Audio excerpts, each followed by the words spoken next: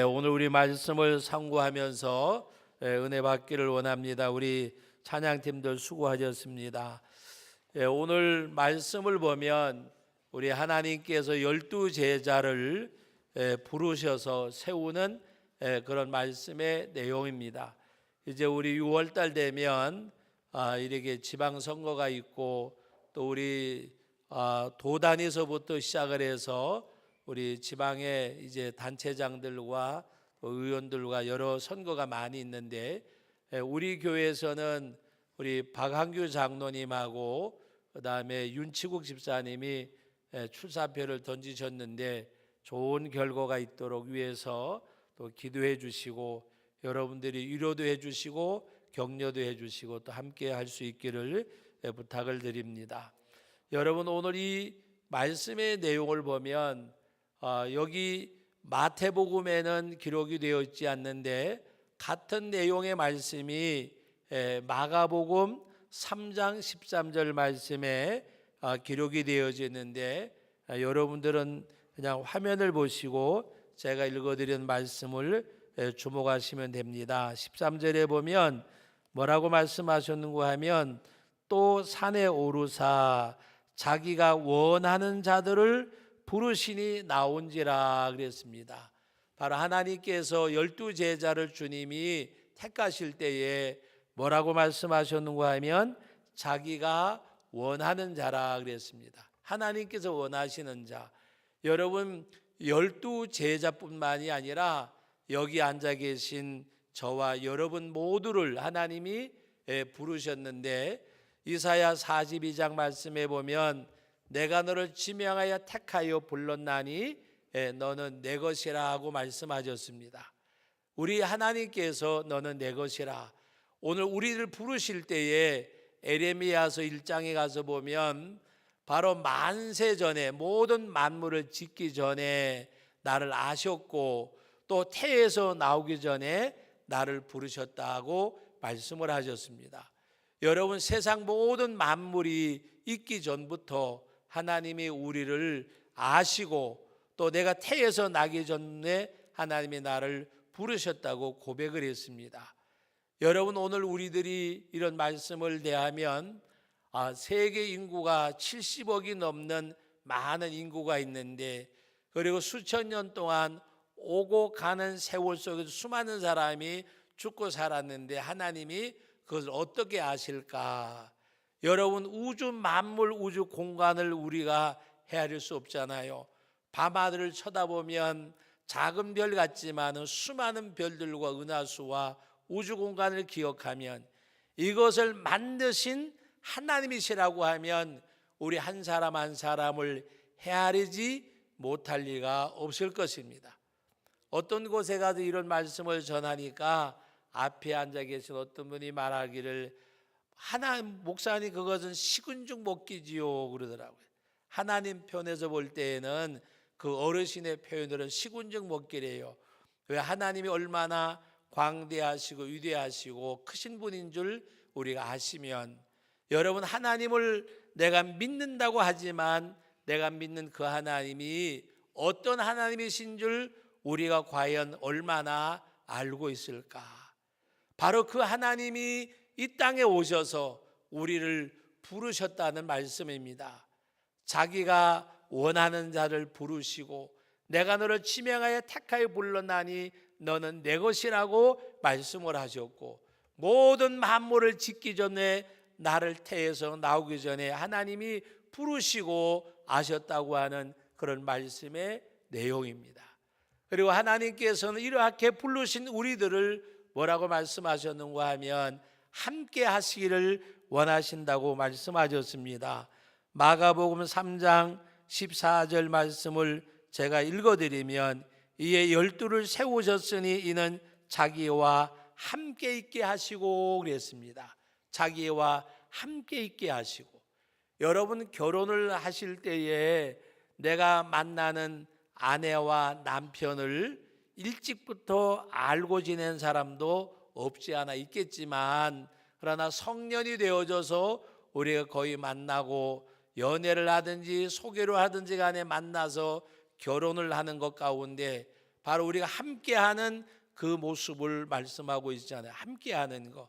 여기 우리 주님이 우리를 부르신 가장 큰 이유, 여러분 우리가 말씀 가운데 표현할 때에 신랑 대신 예수님 신부된 우리라고 말씀을 하는데, 하나님께서 우리를 부르셔서 함께 있기를 원하신다고 하는 말씀의 내용입니다. 함께. 여러분이 함께라는 말씀, 또 우리가 가끔 가다가 하나님의 목전에서라는 표현을 쓰잖아요.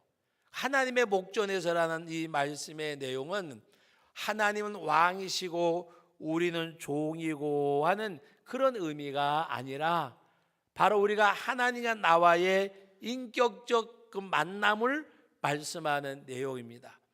여러분, 눈이 마주쳤다는 말씀 들어보셨잖아요. 눈이 맞았다는 말씀도 들어보셨잖아요. 그 눈이 맞았다는 말씀은 무슨 말씀이에요?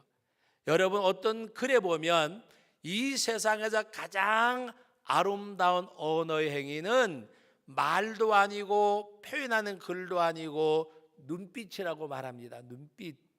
눈빛이야말로 모든 언어를 담고 있고 가장 말로 표현할 수 없는 것조차도 눈빛으로 표현한다는 말입니다. 여러분, 아이를 낳은 어머니가 바라보는 눈빛하고 남편이 아이를 바라보는 눈빛하고 할아버지 할머니가 바라보는 눈빛하고 같을까요? 다를까요? 같아요? 달라요? 똑같은 내 눈이나 네 눈이나 내 눈이나 같잖아요. 그런데 같을 수가 없어요. 우리 둘째가 셋째를 낳아서 제가 지난 주간에 다녀왔는데, 제가 보는 눈빛하고 그 아이 이름이 지원인데, 지원이 아빠가 보는 눈빛, 엄마가 보는 눈빛, 할머니가 보는 눈빛, 또 형들이 보는 눈빛 다 다르더라고요. 제가 옆에서 유심히 봤어요. 다 사랑스럽게 보고 다 보지만은 낳은 엄마의 눈빛처럼 지극한 눈빛은 없는 것 같아요. 여러분, 하나님이 우리를 사랑하시는데 어떻게 사랑하셨어요? 십자가에 못 박혀 죽기까지. 그 주님이 나를 바라보는 눈빛은 나를 낳은, 내가 낳은 아이를, 어머니를 바라보는 눈빛과는 비교할 수 없는 하나님의 그 사랑의 눈빛, 그 목전에서 사는 삶이 되어져야 돼요. 하나님의 목전이란 말이 두려움의 대상이 아니라 언제나 인자와 자비와 공의와 사랑으로 나를 바라보시는 그 하나님의 눈빛. 내가 그 하나님을 바라볼 때에는 나를 사랑하사 나를 위하여 자기 자신을 버리신 그 하나님을 바라보는 구원의 감격과 감사가 있는 그 눈빛으로 주님을 바라보는, 그 가운데서 하나님과 나와, 주님과 나와의 만남이 이루어지는 그런 눈맞음이 있기를 주의 이름으로 축원합니다. 주님의 그 사랑을 내가 느낄 수 있는, 웬 은혜인가 웬 말인가 늘로라도 갚을 길이 없어서 이 사랑을 어떻게 갚을까? 여러분들에게 몇 번 비유로 말씀을 드린 적이 있어요. 여러분, 부모가 자식의 부모를 이렇게 함께하는 가운데서도 정말 효도하는 자식은 어려운 상황 속에서 뭔가 해주지 못하는 우리 부모의 마음이 얼마나 더 아플까? 예를 들어서 나에게 친구가 하나 있는데, 그 친구의 어머니 아버지는 능력이 있어서 친구가 원하는 것을 다 해줄 수가 있는 그런 부모님이고, 나를 낳아준 부모님은 내가 원하는 것을 말할 수 있는 상황이 아니라 때로는 속으로 사귀기도 하고, 이것은 들어줄 수 있겠지라고 생각하고 이야기한 것조차도 해줄 수 없을 때에 아파하시는 그 모습, 그 마음을 헤아리는 자녀라고 하면 오히려 그 자녀가 효도하는 자녀일 겁니다.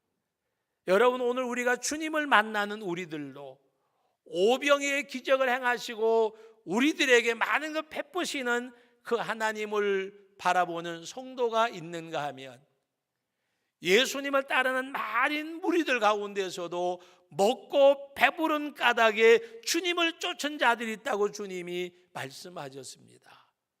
그리고 주님을 따르겠다고 말씀하는 자들에게 주님 말씀하실 때에 여호도 굴이 있고 나는 새도 거처할 집이 있지만 인자는 머리 둘 곳이 없다고 말씀을 하셨습니다. 오늘 우리가 주님을 따르는 사람, 주님을 바라보는데 나는 어떤 주님을 내가 바라보고 있는가? 구속의 은혜를 만끽하는 우리들이 정말 나를 사랑하사 나를 위하여 그 우주 만물을 창조하신 그 하나님이 이 땅에 오셔서 나를 구원하신 그 하나님이 어떤 분이신가를 우리가 안다고 하면, 어떻게 하면 내가 하나님 앞에 내 삶을 드릴 수가 있을까?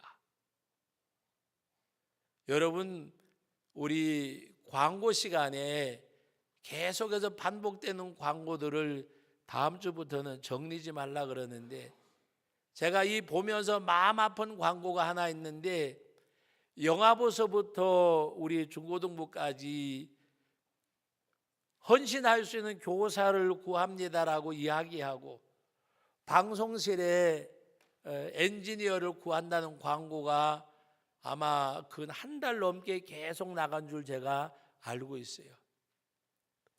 여러분, 우리 주일학교 학생들이 수백 명이 되는 것도 아니고 수백 명의 교인들이 있는데 그 100명 안팎 모이는 주일학교 교사들이 없어서 매주마다 광고가 나가는데도 행여나 저에게는 아닐지라도 우리 교육위원장 장로님이나 부장 집사님들에게 자청하셔서 하신 분들이 혹 계신 줄 모르겠지만, 이 광고가 계속 나간다고 하는 것은 지원자가 있다는 말이에요, 없다는 말이에요? 모르세요? 알려드릴까요?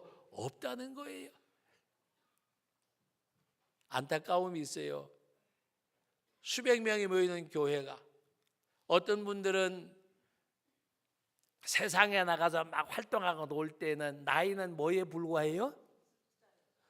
나이는 숫자에 불과하다고 이야기해요. 그런데 뭔가 하나님의 교회에서 일하려고 하면 내가 나이가 몇인데, 이중잣대잖아요. 이중잣대. 놀고 힘있게 뭔가 하는 때는 나이는 숫자에 불과하다고 이야기하고, 내 나이가 어때서, 그런 노래도 있잖아요. 사랑할 만한 나이라고 노래를 부르면서, 일하라 그러면 내 나이가 몇인데 이제 나이가 많아서. 여러분, 하나님의 일은 누가 하느냐? 젊은 사람이 하는 것도 아니고 연세가 드신 분들이 하는 것도 아니고, 하나님의 일은 구속의 은혜가 심령을 적시는 사람, 구속의 은혜가 심령을 적시는 사람, 늘 울어도 눈물 흘러서 갚을 길이 없어서 이 몸을 바칩니다. 주님이 나를 써주심에 감사하고, 내가 주님 앞에 쓰임받음에 감사하고, 내가 하나님 앞에 기력이 쇠하는 날까지 하나님 앞에 갈 수 있는 그 날까지 일할 수 있다면,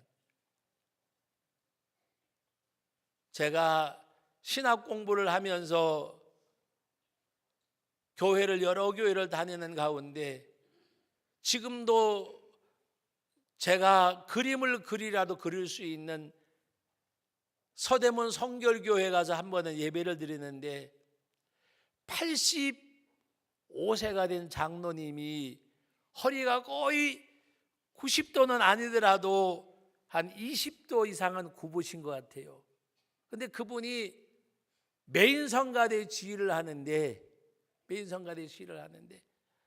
열심히 지휘하고 나서는 앉으셔가지고 땀을 닦으시더라고요. 저는 연세가 그렇게 드신 줄도 몰랐어요.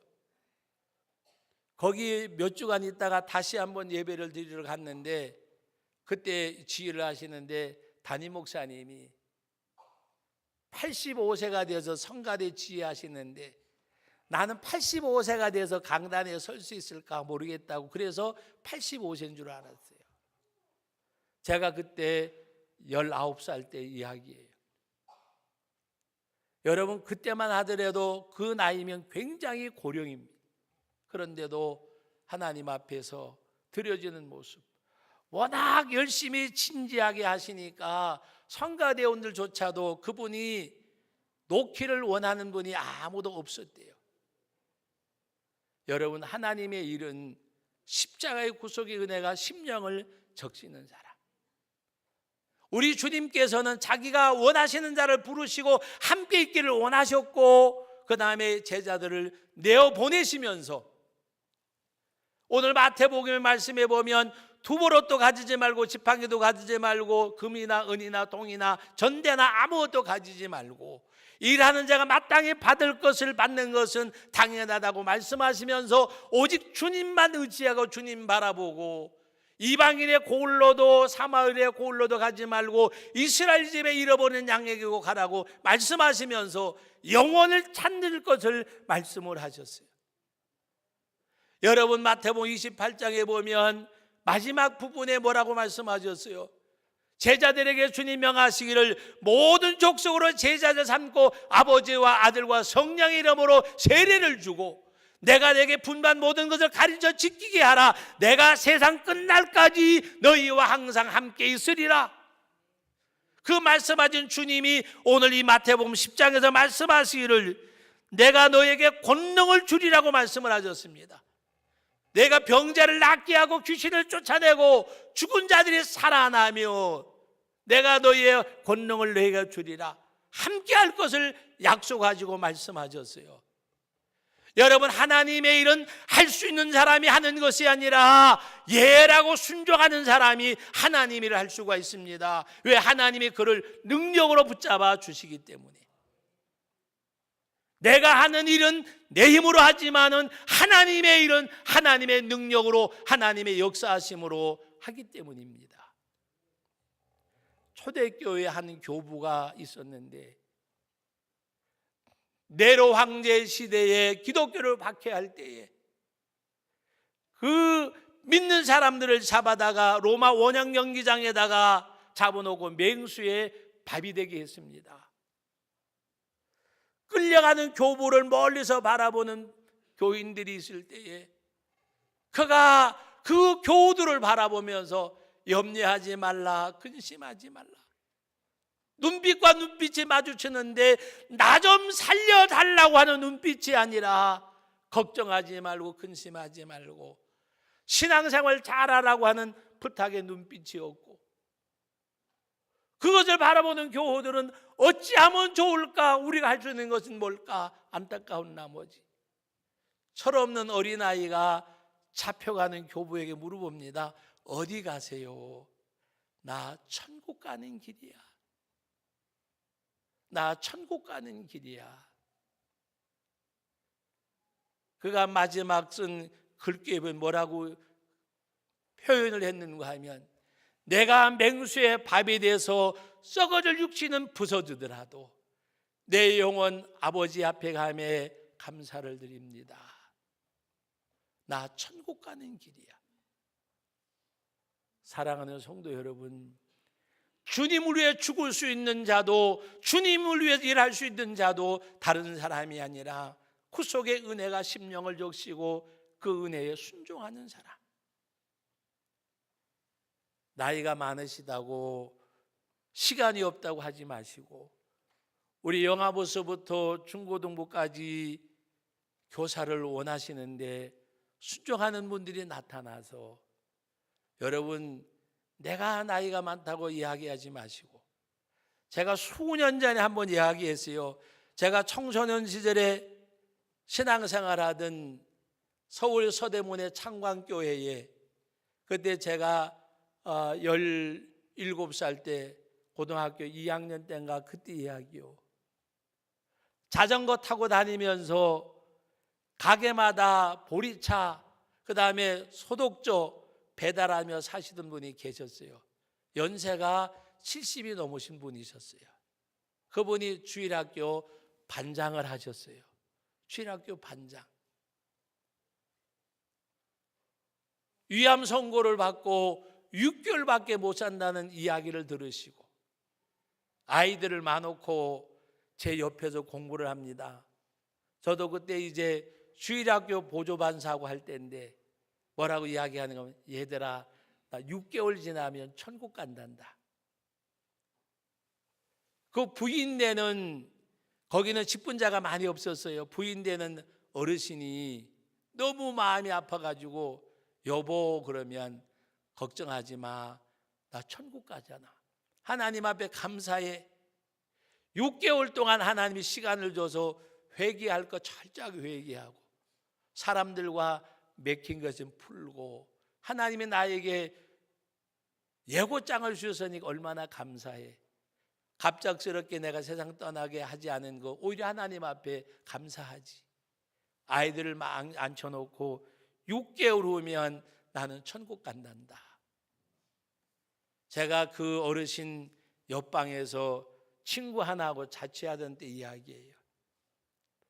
여러분, 오늘 우리는 하나님 앞에 연세가 70이 넘으신 어르신이 주일학교 아이들 앉혀놓고, 옛날에는 교사란 말도 안 썼어요. 거기는 반장님, 할아버지 반장님이 아이들 정석을 가르치고, 토요일만 되면 아이들에게 간식 줄 거를 본인이 직접 만드셔가지고 주일날 아이들에게 나눠주기도 하고, 십자가의 구속의 은혜가 심령을 적시면 여러분들이 말씀하시는 대로 나이는 숫자에 불과해요. 하나님 앞에 드려줄 수 있는 삶. 드린다는 의미가, 여러분 가장 값진 것은 삶을 드리는 거잖아요. 돈이 아니잖아요. 우리가 좋아하는 세상 그 어느 것이 아니잖아요. 주님이 원하실 때에 내가 여기 있나이다라는 그 대답을 주님은 원하셔요. 사랑하는 성도 여러분, 말씀을 맺습니다. 12제자를 원하는 자를 부르셨어요. 이 세상에 하나님이 여러분들을 지명하여 택하여 부르셨어요. 그분이 우리를 구속하시기 원하셔서 이 땅에 오셨어요. 우주 만물을 창조하신 광대하신 그 주님이 이 땅에 오셨어요. 우리를 위해서 온갖 수욕을 다 당하셨어요. 얼굴에 침뱉음을 당하고 온갖 조롱을 다 당하셨어요. 그러나 아버지의 뜻을 이루기 원하셔서 십자가상에 못 박혀 죽는 그 순간 다 이루었다는 고백을 드리시기까지 온갖 수욕과 순환의 길을 다 가졌어요. 그 은혜로 말미암아 오늘 새벽에 우리 말씀 나눈 대로, 오늘 여러분들이 큐티를 하는 그 내용 그대로, 그가 찔림으로, 그가 상함으로, 그가 채찍에 맞음으로 우리가 나음을 받았고 구원을 받았어요. 그가 누구예요? 이 땅의 모든 만물을 창조한 그분이, 그 주님이 이 땅에 오셔서 은혜를 받은 우리들 응답의 삶이 있기를 주님의 이름으로 축복합니다. 거룩하신 아버지 하나님, 은혜와 사랑을 감사드립니다. 오늘도 귀한 말씀에 전하며 들으며 은혜 받게 하시는 성령님, 언제나 성령의 감동과 감화에 응답하고 순종하고 따라 나가는 우리의 삶이 되게 하여 주옵소서. 내 생각이 하나님의 성령을 가로막지 않게 해 주옵소서. 내 뜻이 하나님의 뜻을 앞서지 않게 하여 주옵소서. 주님을 따르는 제자가 되게 하옵소서. 주님이 걸어가신 그 걸음을 걸어가고 주님이 살아가신 그 삶을 살아가는 주의 백성 되게 하옵소서. 예수님의 이름으로 기도하옵나이다. 아멘.